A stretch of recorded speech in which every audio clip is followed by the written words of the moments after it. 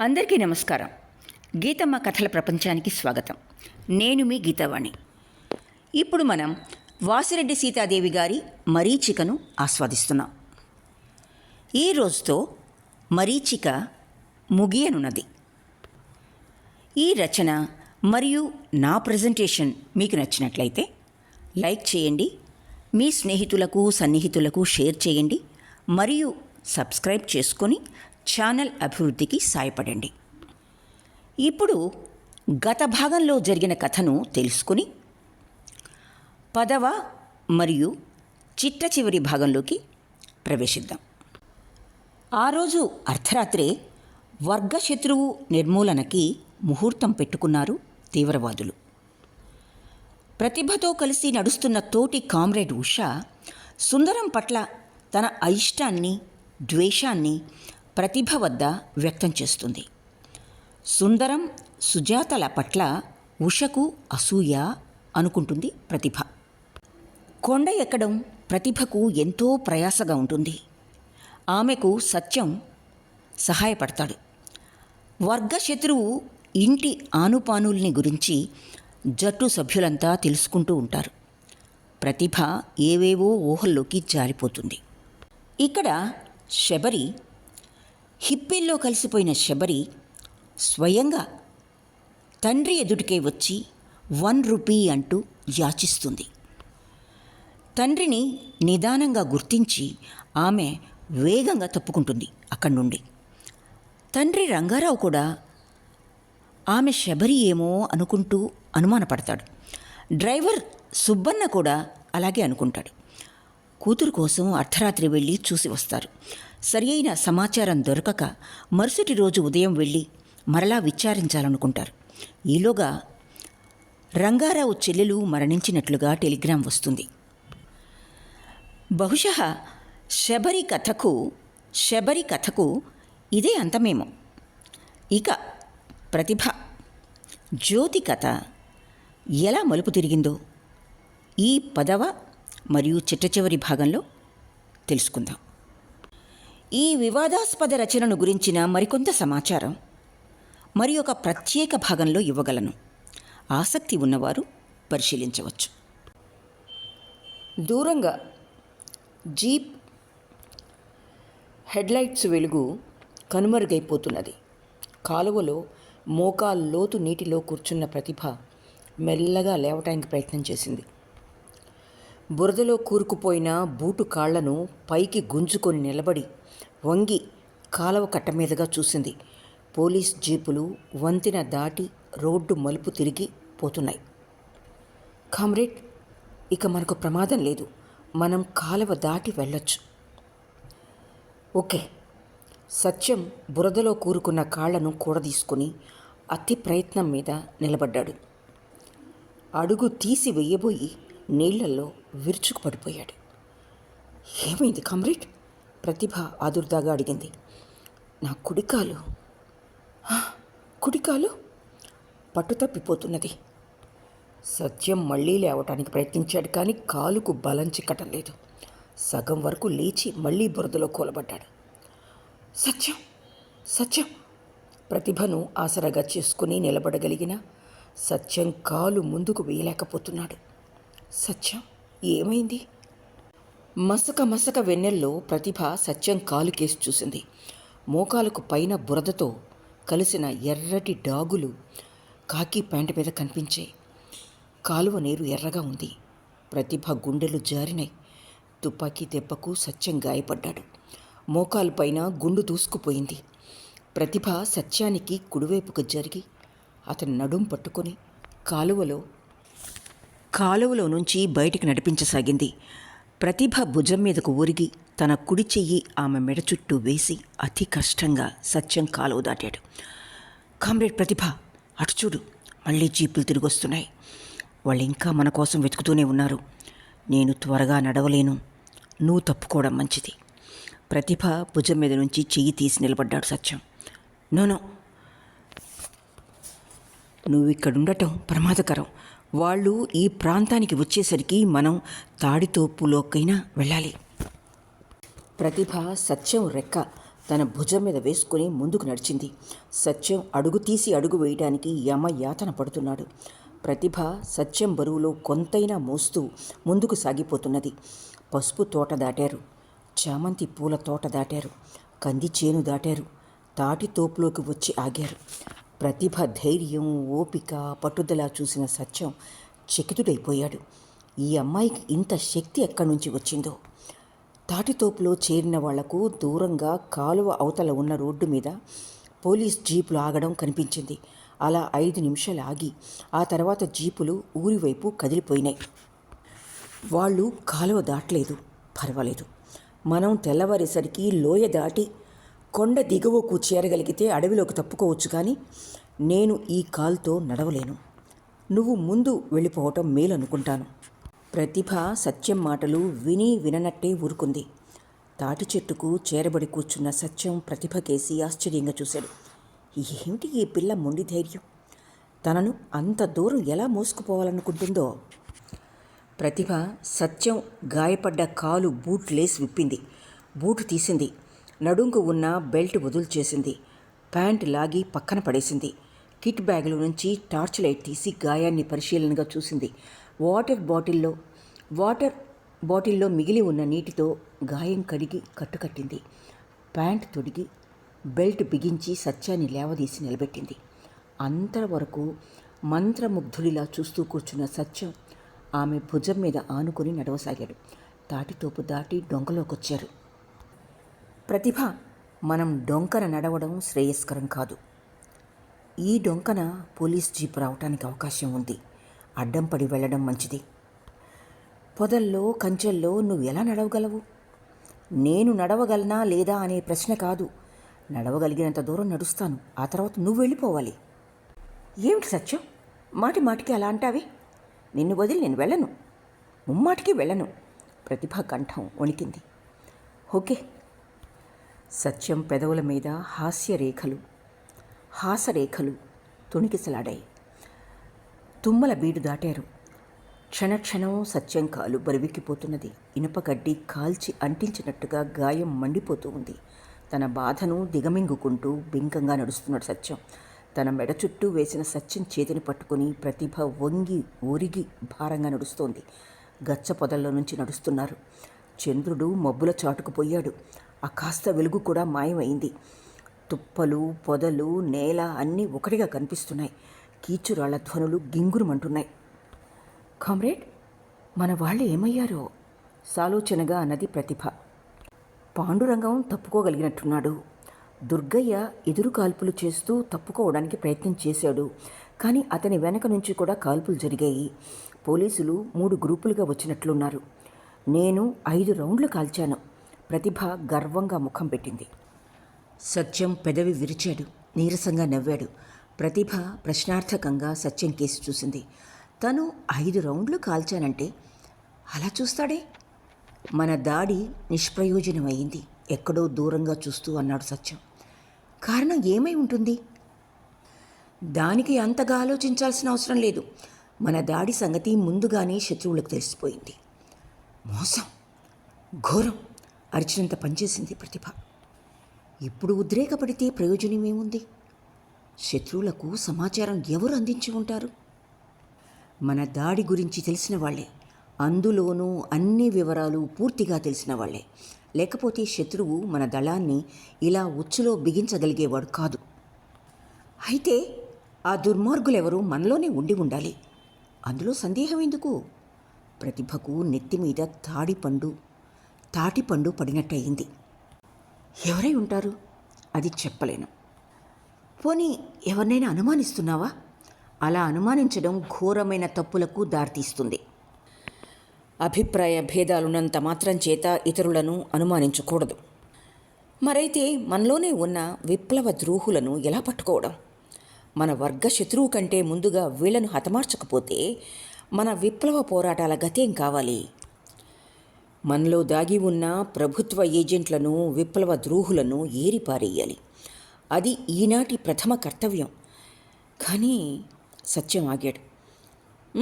కానీ ఆ కార్యక్రమం తీసుకోవాల్సిన బాధ్యత ఏరియా కమిటీ, రాష్ట్ర కమిటీలది. దళాలు ఇలా ఎదురుదెబ్బలు తిని నాశనం అయిపోతుంటే పై కమిటీలు మాట్లాడకుండా చూస్తూ కూర్చోవటంలో అర్థం ఏమిటి? ప్రతిభ, ఇందుకు చాలా కారణాలున్నాయి. తర్వాత చెప్తానులే, బయలుదేరదాం. కాలు నొప్పి కొద్దిగా తగ్గినట్టు అనిపిస్తూ ఉంది అంటూ సత్యం తనంతట తాను లేచి నిలబడ్డాడు.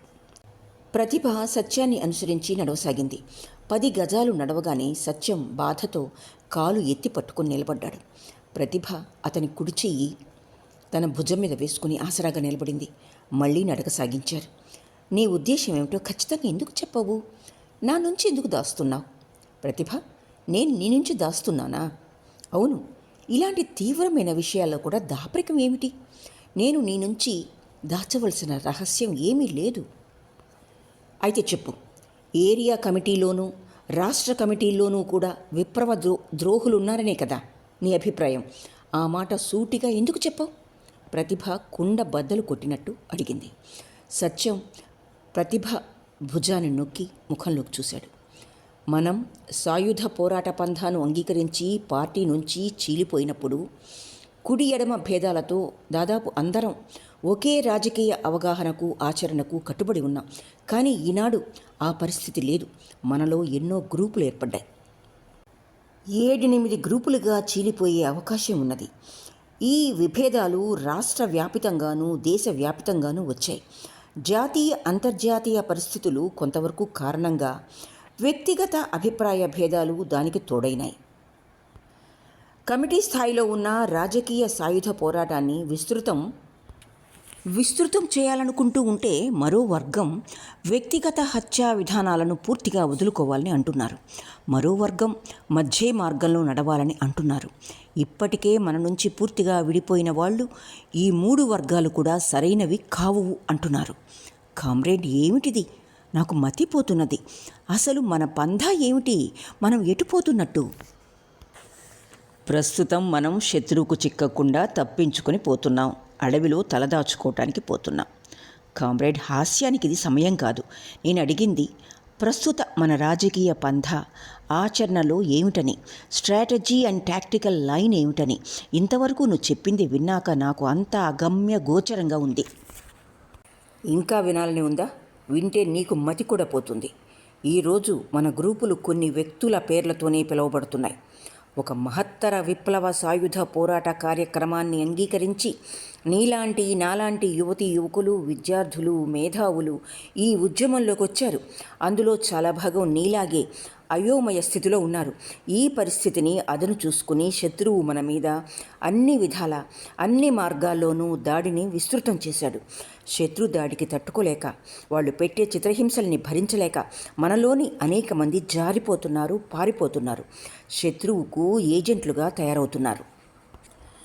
Please stop it. ప్రతిభ కట్టుకున్న ఆశా సౌధాలు కూలిపోతున్నాయి. అందమైన కలలు కరిగిపోతున్నాయి. కోటాను కోట్ల విప్లవ జ్యోతులు తన కళ్ళ ముందే ఆరిపోతున్నాయి. సత్యం బాధతో ఒక్కొక్క అడుగే ముందుకు వేస్తున్నాడు. ఉండి ఉండి సత్యం బరువంతా తన మీదే పడుతున్నట్లయి ప్రతిభకు కాలు తీసి కాలు వేయడం కష్టంగా ఉంది. అయినా కామ్రేడ్స్ ఇద్దరూ నడుస్తూనే ఉన్నారు. ప్రతిభకు శరీరభారం కంటే తలలో ఏదో బరువెక్కిపోతోంది. ఆలోచనలతో ఆమె తల కొత్తలాడిపోతోంది. సత్యం, ఈ సంగతి నీకు ముందే తెలుసా? ఏ సంగతి? మన దాడి విఫలం అవుతుందని, మన దాడి గురించిన రహస్యం శత్రువులకు తెలిసిపోయిందని, మనం ట్రాప్లో ఇరుక్కుంటామని కసిగా మాట్లాడసాగింది. లేదు, నిండుగా నిబ్బరంగా అన్నాడు. అబద్ధం. సత్యానికి తుపాకీ గుండు దెబ్బ కంటే పెద్ద దెబ్బ తగిలినట్టు అయింది. ప్రతిభ భుజం మీద నుంచి తన చెయ్యి తీసి ఠక్కున ఆగిపోయాడు. ప్రతిభ కసిగా 4 అడుగులు ముందుకు వేసింది. నువ్వు మొదటి నుంచి ఈ దాడిని ఎందుకు వ్యతిరేకించావో ఇప్పుడు నాకు అర్థమైంది. ఈ దాడి విఫలం అవుతుందని నీకు ముందే తెలుసు. ప్రతిభ, అవును నీకు తెలుసు. ప్రతిభ, శత్రువుకు సమాచారం అందించిన వాడెవడో నీకు తెలుసా? ప్రతిభ, నువ్వేం మాట్లాడుతున్నావో నీకు తెలియటం లేదు. సత్యం గాయపడిన కాలును ఈడ్చుకుంటూ ప్రతిభ ముందుకొచ్చాడు. ప్రతిభ, పిచ్చిగా మాట్లాడకు. నిజమైన రాజకీయ అవగాహన ఉన్న విప్లవకారుడెవ్వరూ మనోనిబ్బరాన్ని కోల్పోడు. కష్టాల్ని, చిక్కుల్ని ఎదుర్కొంటున్నప్పుడు ఆత్మస్థైర్యాన్ని ప్రదర్శిస్తాడు. కానీ నువ్వు ప్రతిభ బాధతో మూలిగాడు సత్యం. వాడు ఆ విప్లవ ద్రోహి సుందరం నీకు స్నేహితుడు. అందుకే సుజాతను ఈ దాడి నుంచి తప్పించాడు. నాకంతా తెలుసు. ప్రతిభ అంతా కుట్ర. నువ్వు, వాడు, సుజాత అంతా కలిసి. ప్రతిభ చెంప చెల్లుమన్నది. ప్రతిభను లాగి కింద కూర్చోబెట్టి తను కూర్చున్నాడు. ప్రతిభ తెల్లబోయి సత్యం ముఖంలోకి చూస్తూ ఉండిపోయింది. నీకు మతిపోయింది. సత్యం రొప్పుతున్నాడు.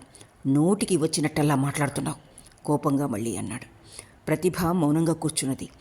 పీడకల నుంచి బయటపడిన దానిలా వెలవెలా సత్యం కేసు చూసింది. సారీ ప్రతిభ, నన్ను క్షమించు. విప్లవకారుడు ఏది చేయకూడదో ఆ పని చేశాను, నన్ను క్షమించు.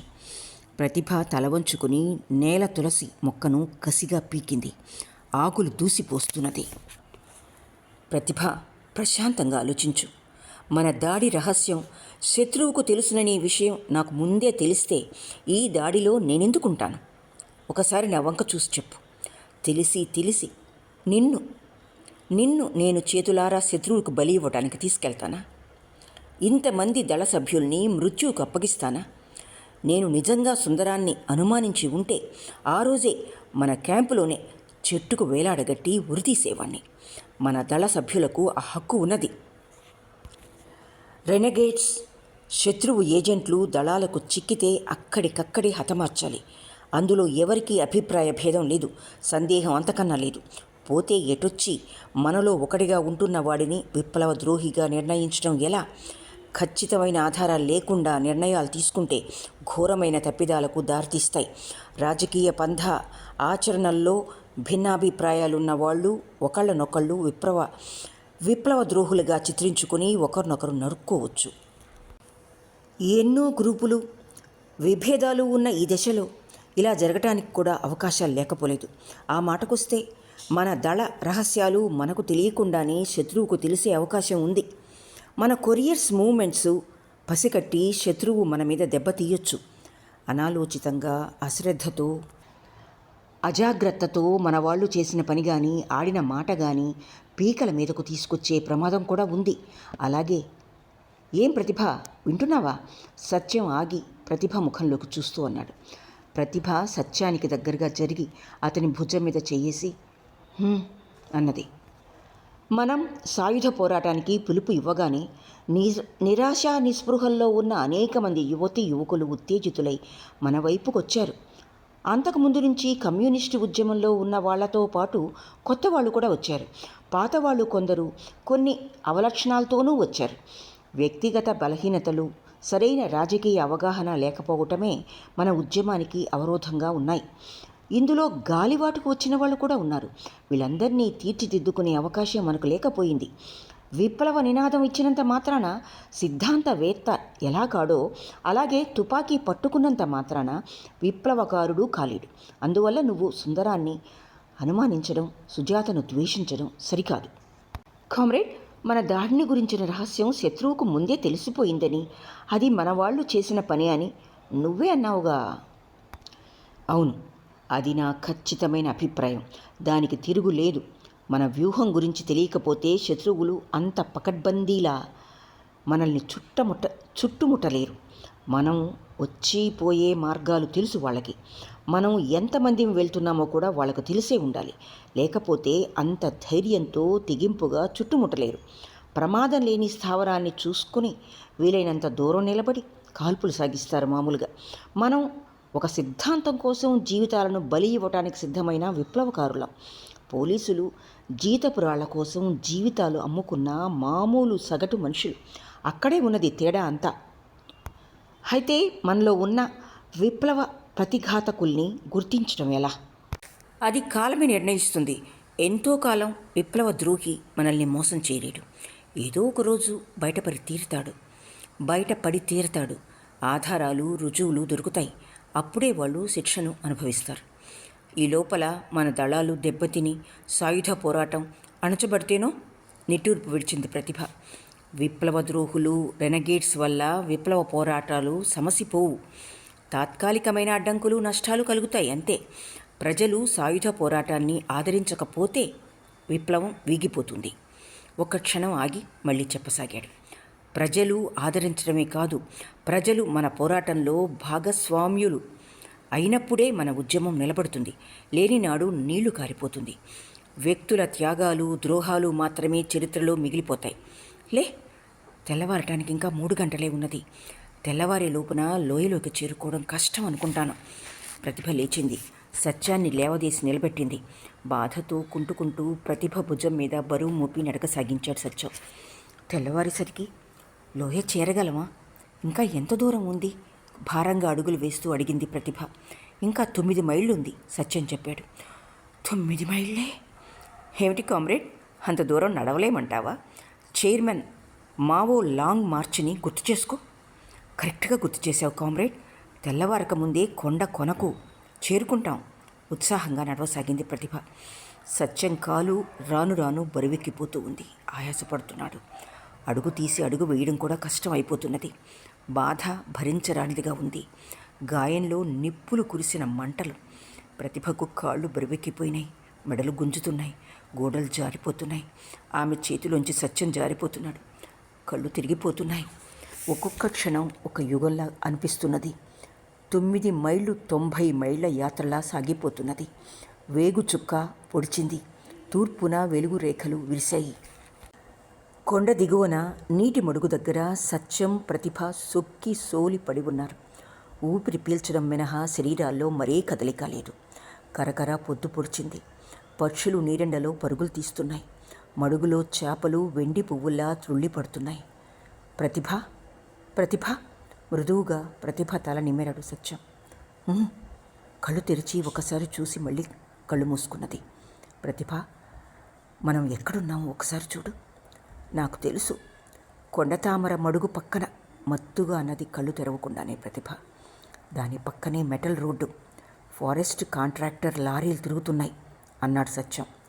బూట్లు విడిచి ప్యాంటు పైకి మడుచుకుని మడుగులోకి దిగింది. చేతులు ముఖం కడుక్కున్నది. వాటర్ బాటిల్లో నీళ్లు ముంచి తెచ్చి సత్యానికి అందించింది. సత్యం ఖాళీ చేసిన బాటిల్ని అందుకొని కమాన్ గెటప్ హరియప్ అన్నది. ప్రతిభ అందించిన చెయ్యి పట్టుకుని పళ్ళు బిగించి లేచి నిలబడ్డాడు సత్యం. కాలం జరిగిపోతున్నది, కానీ దూరం జరగటం లేదు. ప్రతిభ సత్యాన్ని దాదాపు ఈడ్చుకొని పోతున్నది. పొద్దు నెత్తికెక్కుతున్నది. అయినా కొండ మలుపు ఇంకా దూరంగానే ఉన్నది. ప్రతిభ, బాధతో మూలుగుతున్నాడు సత్యం. ఓపిక పట్టు. ఆ కొండ మలుపు తిరిగితే చాలు. అవును, ఆ కొండ మలుపు తిరిగితే అడవి మొదలవుతుంది. కానీ అడవిలో 1 మైల్ దూరం పోతే చాలు. వీఆర్ సేఫ్ అనుకోవచ్చు. చెమటలు కక్కుతూ అన్నది ప్రతిభ. అదే, అంతవరకు పోవడం ఎలా అనే. చైర్మన్ మావో లాంగ్ మార్చ్ జ్ఞాపకం చేసుకో. సత్యాన్ని భుజం మీదకు వేసుకుని అడుగు ముందుకు వేస్తూ అన్నది ప్రతిభ. సూర్యుడు నడినెత్తి మీద ఉన్నాడు. ఆకాశం నిర్మలంగా ఉంది. ప్రతిభకు నోరెండిపోతున్నది. వాటర్ బాటిల్ తీసి నోటి దగ్గర పెట్టుకున్నది. వెచ్చటి గాలి, నీటి తడి కూడా లేదు. ప్రతిభ, నాకు కొంచెం ముచ్చు. సత్యం కంఠం పొడారిపోయింది. ప్రతిభ గుండెలు జల్లుమన్నాయి. నీళ్లన్నీ తనే తాగేసినట్టుగా సత్యం అనుకుంటున్నాడేమో. సత్యాన్ని వదిలి కింద కూర్చోబెట్టింది. నీళ్ళన్నీ ఎప్పుడు అయిపోయినాయి? గొంతెండిపోతూ ఉంది. నాలుక పిచ్చగడుతుంది. సత్యం ఆయాసపడుతున్నాడు. కళ్ళు అరమూతలేసి ఆకాశం కేసి చూస్తున్నాడు. సత్యం పరిస్థితి చూసి ప్రతిభ దిగాలు పడింది. వాటర్ బాటిల్లో ఉన్న నీరు 3 వంతులకు పైగా తని తాగేసింది. అంత దప్పికతో ఉండి కూడా నీళ్లు అడగకుండా ఎలా ఉండగలిగాడు? తనకు చాలవేమోనని ఇంతవరకు ఓర్చుకున్నాడు. వివశుడై ఆఖరి క్షణంలో నీళ్ళడిగాడు. తనేం చేయగలదు? గన్ తీసి కళ్ళు మూసుకుని పడి ఉన్న సత్యం పక్కన ఉంచింది. వాటర్ బాటిల్ తీసుకుని దిక్కులు చూసింది. దూరంగా కొండ సానువుల్లో పెద్ద పెద్ద జలాశయాలు. ఆశలు ఉరకలు వేసే ముందుకు పరుగులు తీసింది. మరీచికలు ఆమెను ఆహ్వానిస్తూ ముందుకు అంత వేగంగానూ పరుగులు తీసే. ఎండమావులు కొండెక్కే. ప్రతిభ ఆగింది. మృగతృష్ణ తన ఆర్తిని తీర్చలేదు. ఎండమావులు సత్యం దాహాన్ని తీర్చలేవు. మరీచికలు జలార్తిని దూరం చెయ్యలేవు. ప్రతిభ తిరిగి వెనక్కు నడిచింది. కంచెలు పొదలు దాటింది. పొలాల పొంతలకు చేరింది. తాత, నీళ్లు. మోట బావి మీద కూర్చున్న తాత కళ్ళు చిట్లించి చూశాడు. చెయ్యి ఆచ్ఛాదనగా కళ్ళపైగా పెట్టి చూశాడు. మూట బావి ఆపి దిగి వచ్చాడు. మూట బొక్కెనలో నీళ్లు నింపి తీసుకొచ్చాడు. బొక్కెన ఎత్తిపోశాడు. ప్రతిభ దూసిలు పట్టి తాగింది. నెత్తి మీద ముఖం మీద చల్లటి నీళ్లు చల్లుకున్నది. Water bottle నింపుకున్నది. ఎవరమ్మా నువ్వు? నేనే తాత. ఏంటమ్మా ఈ డొరుసు? మేము అలాగే వేసుకుంటాం తాత. పోలీసు ఉద్యోగమా? కాదు తాత, వాళ్ళు మాకు శత్రువులు. అయితే మీరెవరమ్మా? మీకోసం, అదే పేద ప్రజల కోసం ఉద్యమాలు నడుపుతున్నాం. మిమ్మల్ని పీడించే భూస్వాముల్ని హతమారుస్తాం. వాళ్ళ దోపిడీ నుంచి మిమ్మల్ని విముక్తుల్ని చేస్తాం తాత. తాత నొసలు ఎగరేశాడు. అదే సంగతి. పొద్దుట్నుంచి ఈ చుట్టుపక్కల పోలీసు వాళ్ళ జీపులు తెగ తిరుగుతున్నాయి. ఎందుకోననుకున్నా. పోలీస్ జీపులా? అవును తల్లి, బేగిరం వెళ్ళిపో. తాత మరి? అడుగమ్మా, ఎందుకు సందేహిస్తావు? నీ తాతలు అంటోణ్ణి. తినటానికి ఏమైనా ఉంటే? తాత గుడిసెలోకి వెళ్ళి బట్టతో కట్టిన అన్నం మూటను తెచ్చాడు. ఇందా తీసుకో తల్లి. తాత మరి నీకో? ఒక్క పూట తినకపోతే నేను చచ్చిపోతానా తల్లి? ఈ పేద తాత అన్నం నువ్వు తినగలిగితే నాకు పరమానందం అవుతుంది. ఏం తింటావో ఏమో. త్వరగా వెళ్ళు తల్లి, పోలీసోళ్ళు ఈ చుట్టుపట్లనే తిరుగుతున్నారు. తాత వస్తా. మాటలు ప్రతిభ కంఠంలోనే ఉండిపోయాయి. కళ్ళు చెమ్మగిల్లే. అన్నం నీళ్లు తీసుకుని ప్రతిభ వేగంగా నడవసాగింది. సత్యం ఎలా ఉన్నాడో? దాహంతో గొంతు అర్చుకుపోతూ ఉండాలి. స్పృహ తప్పిపోయాడేమో. అతన్ని గురించిన ఆలోచనలతో గుండెలు అవిసిపోతుండగా తిరిగి వచ్చింది ప్రతిభ తిరిగి వచ్చేసరికి సత్యం ఈత చెట్టు నీడన కూర్చొని కొంత అలసట తీరి ఉన్నాడు. నిప్పులు చిరిగే ఎండలో చెమట్లు కారుతూ వచ్చిన ప్రతిభను చూసి బాధపడ్డాడు. ప్రతిభ, ఎందుకంత గాభరాపడ్డావు? ఎంత దూరం తిరిగొచ్చావో ఏమో. నేను వెళ్ళేటప్పుడు నీ పరిస్థితి చూస్తే నిజంగానే నాకు భయం వేసింది. ఒక కార్మిక యువకుడు తాబేటి కాయలోని చల్లటి నీళ్ళిచ్చి నా ప్రాణాలు నిలబెట్టాడు. పోలీసుల సంగతి ఏమైనా చెప్పాడా? పోలీసులా? అవును, మూటబావి దగ్గర తాత చెప్పాడు. ఇదిగో అన్నం కూడా ఇచ్చాడు. త్వరగా తిను, ఇక్కడి నుంచి మనం వెంటనే వెళ్ళిపోవాలి. ప్రతిభ అన్నం మూట విప్పి సత్యం ముందు పెట్టింది. ఇద్దరూ ముద్దలు చేసి అన్నం తిన్నారు. చెరుకు గుక్క నీళ్లు తాగి మిగిలిన అన్నం కట్టిన మూటకు ఎంగిలి చేతులు తుడుచుకున్నారు. జీవధార, ఒక్కొక్క చుక్కే వాడుకోవాలి. వాటర్ బాటిల్ మూత పెడుతూ అనుకున్నది ప్రతిభ. అనుభవం నేర్పిన పాఠాలు మర్చిపోకు అన్నాడు సత్యం ప్రతిభ కళ్ళల్లోకి చూస్తూ. మళ్ళీ బయలుదేరేసరికి సూర్యుడు పడమటి దిక్కుకు తిరిగాడు. 1 గంట నడిచారు. కొండ అంచున ఉన్న కాలిబాటలోకొచ్చారు. త్రోవ కొండ చుట్టూ తిరుగుతూ పైకి పోతూ ఉంది. సత్యం నడుం చుట్టూ చేయి వేసి ప్రతిభ కొండదారిన అడుగడుగు వేస్తూ ముందుకు సాగిపోతున్నది. సత్యానికి ఆయాసం ఎక్కువైపోతున్నది. ప్రతిభ నోరు తెరిచి గాలి పీలుస్తూ సత్యాన్ని మూసుకుని అడుగులు వేస్తున్నది. కొండ మలుపులు తిరుగుతుండగా ప్రతిభ చేతులు పట్టు తప్పిపోయి సత్యం వెనక్కి జారిపడ్డాడు.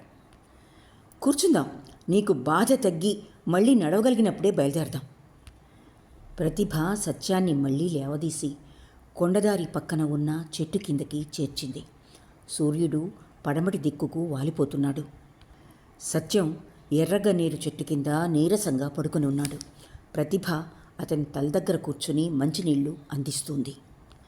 చాలు, ఈ నీళ్లతోనే రాత్రంతా గడపాలి. నీళ్లు గుటక వేసి అన్నాడు సత్యం. ప్రతిభ వాటర్ బాటిల్లోకి చూసింది. వాటర్ బాటిల్ అడుగున మరో 4 గుక్కల నీళ్లు మాత్రమే మిగిలున్నాయి. బాటిల్ మూత పెట్టి పక్కన పెట్టింది. పాలిపోయిన సత్యం ముఖంలోకి చూసింది. కామ్రేడ్ సత్యం, మనం వెంటనే టౌన్కు వెళ్ళిపోవాలి. ఆపరేషన్ చేసి వెంటనే బుల్లెట్ తీయకపోతే ప్రమాదం. కొరియర్ను కాంటాక్ట్ చేయడం ఎలా? ఆపరేషన్కు రహస్యంగా ఏర్పాట్లు జరగాలి. ఏం చేయాలో ఎలా చేయాలో నాకు తోచడం లేదు. మనకు కొరియర్ కాంటాక్ట్ దొరికేసరికి చాలా రోజులు పట్టొచ్చు. ఈ దాడి విఫలం కావడంతో మన డెన్ కూడా ఎత్తేసి ఉంటారు. ఎంతమంది దొరికిపోయారో, ఎంతమంది తప్పించుకున్నారో కూడా తెలియటం లేదు. 2వ దళం దాడి ఏమైందో కూడా మనకు తెలియదు. అయితే మన ముందున్న మార్గం ఒక్కటే. ఎలాగోలా మైదాన ప్రాంతం చేరి మన అవస్థను మనం పడాలి. ప్రైవేట్ డిస్పెన్సరీలో ఆపరేషన్ చేయించుకోవాల్సి ఉంటుంది. బయట కాంటాక్ట్ లేకుండా అది సాధ్యమయ్యే పని కాదు. నా స్నేహితురాలి ఫ్రెండ్ డాక్టర్. అతని ద్వారా మనకు సహాయం లభిస్తుంది. అతను మన పార్టీ అభిమాన కాదు. మీ స్నేహితురాలు ఆమె కూడా కాదు. అయితే వాళ్ళు మనకు సహాయం చేస్తారని నేను అనుకోను. అందువల్ల చాలా ప్రమాదం ఉందని వాళ్ళకు తెలుసు. తెలిసి ఎవరు ప్రమాదాన్ని నెత్తిమీదకు తెచ్చుకుంటారు? మన ఉద్యమం మీద సానుభూతి లేని వాళ్ళ నుండి సహాయాన్ని ఆశించడం తెలివి తక్కువతనానికే నిదర్శనమవుతుంది. నా స్నేహితురాలి మీద నాకు విశ్వాసం ఉన్నది. ఆమె భర్త చాలా మంచివాడు. ఎంతోమంది రాజకీయాలతో సంబంధం లేని వాళ్ళు మానవతా దృక్పథంతో విప్లవకారులకి సహాయాన్ని అందించిన వాళ్ళున్నారు. డాక్టర్ నార్మన్ బెతూన్ చైనా అంతర్యుద్ధంలో అమెరికన్ మిషనరీ నుంచి సహాయాన్ని పొందగలిగాడు. విప్లవోద్యమాలతో సంబంధం లేనివాళ్ళు, సానుభూతి లేనివాళ్ళు ఎంతోమంది విప్లవకారులకు సహాయపడిన ఉదంతాలు ఎన్నో ఉన్నాయి. నమ్మి మోసపోయిన ఉదంతాలు ఇంకా ఎక్కువగా ఉన్నాయి. మనకు ప్రస్తుతం అంతకంటే గత్యంతరం లేదు. నిన్ను రక్షించుకోవాల్సిన బాధ్యత నా మీద ఉంది. నా నిర్ణయం చెప్పాను. అది అమలుపరచడానికి నువ్వు సహకరించాలి. ప్రతిభ కంఠం తీవ్రంగా ఉన్నది. సత్యం పెదవులు తడారిపోతున్నాయి. పొడారిపోయిన పెదవుల మీద హాసరేఖలు కదిలాయి. ప్రతిభ కళ్ళల్లోకి చూశాడు. ప్రతిభ సత్యం నుదుటి మీద చేయి వేసింది. సత్యం, నీ ఒళ్ళు వేడిగా ఉంది. జ్వరం వచ్చింది. గాయానికి తోడు జ్వరం కూడా ఉంటే మనం మైదాన ప్రాంతం ఎలా చేరుకోగలమో ఏమో నాకు భయంగా ఉంది. ప్రతిభ, గాభరా పడకు. ఈ రాత్రి గడిస్తే చాలు. అడవిలోకి వెళ్ళాక పోలీసుల బెడద ఉండదు. ఒకవేళ ఉన్నా తేలిగ్గా తప్పించుకోవచ్చు. ఈ రాత్రి పూర్తి విశ్రాంతి దొరికితే చాలు. తెల్లవారి కొంత ఓపిక వస్తుంది. సత్యం తన నుదుటి మీద ఉన్న ప్రతిభ చేతిని పట్టుకుని అన్నాడు. ప్రతిభ స్థిమితపడింది.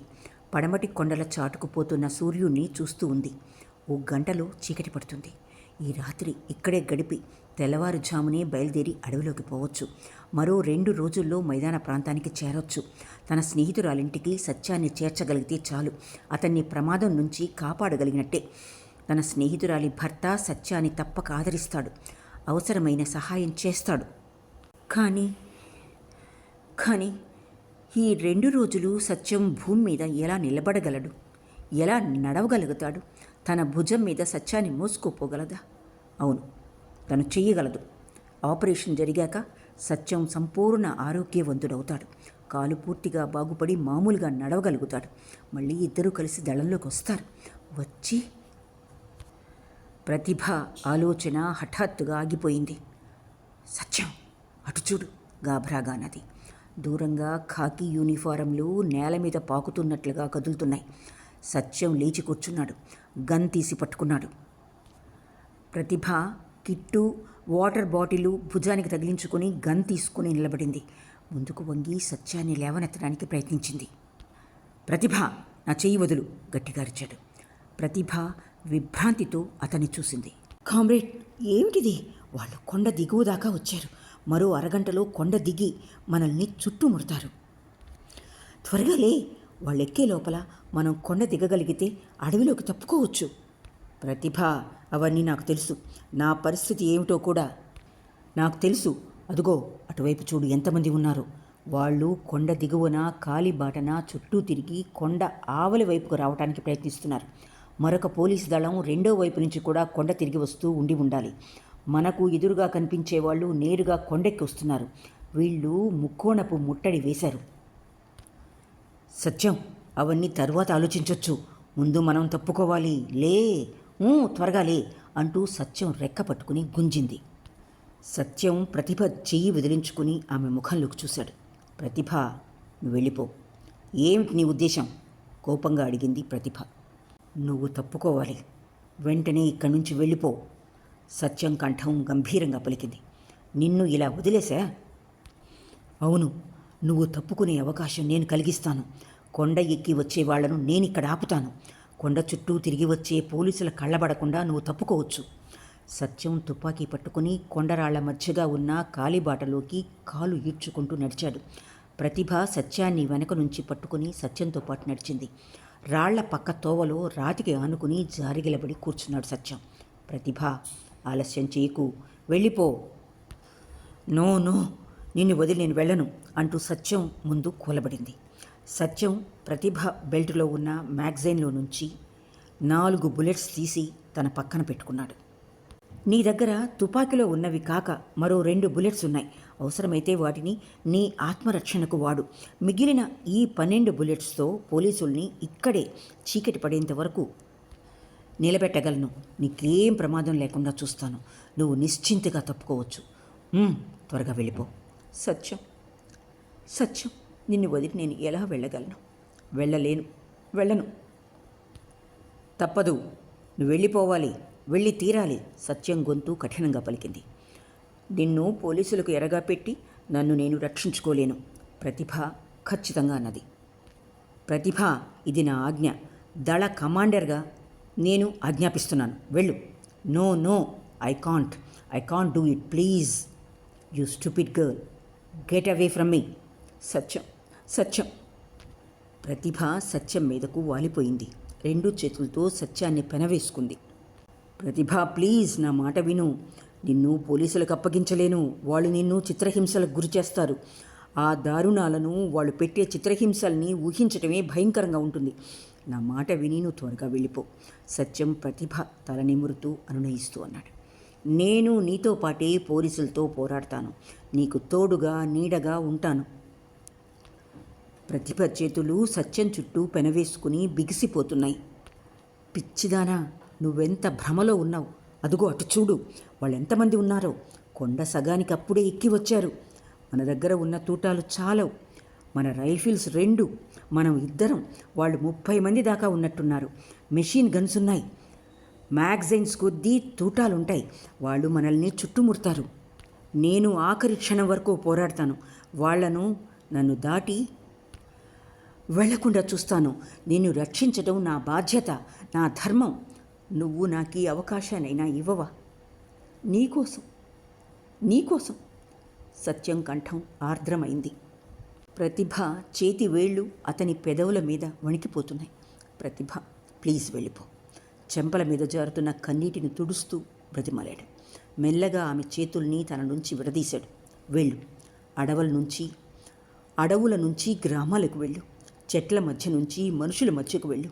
గ్రామాల్లో ఉన్న కార్మికుల దగ్గరికి వెళ్ళు. వాళ్లలో ఒకటిగా తిరుగు. వాళ్లతో వాళ్ళ మధ్య బతుకు. మార్క్సిజం, లెనినిజం వాళ్లకు బోధించు. పీడిత ప్రజల్లో విప్లవ చైతన్యాన్ని మేల్కొల్పు. వాళ్ల గుండెల్లో విప్లవాగ్ని రగిలించు.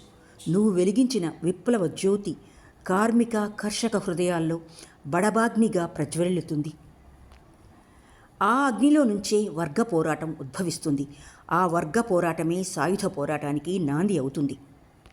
ఆ మహత్తర సాయుధ పోరాటాన్ని ఆపగలిగే శక్తి ప్రపంచంలో దేనికి లేదు.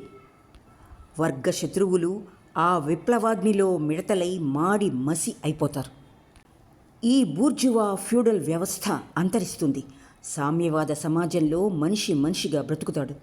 మనీషి అవుతాడు. ప్రతిభ, నా ఆఖరి కోరికను మన్నించు. వెళ్ళు త్వరగా. అదిగో శత్రువులు దగ్గరవుతున్నారు, వచ్చేస్తున్నారు.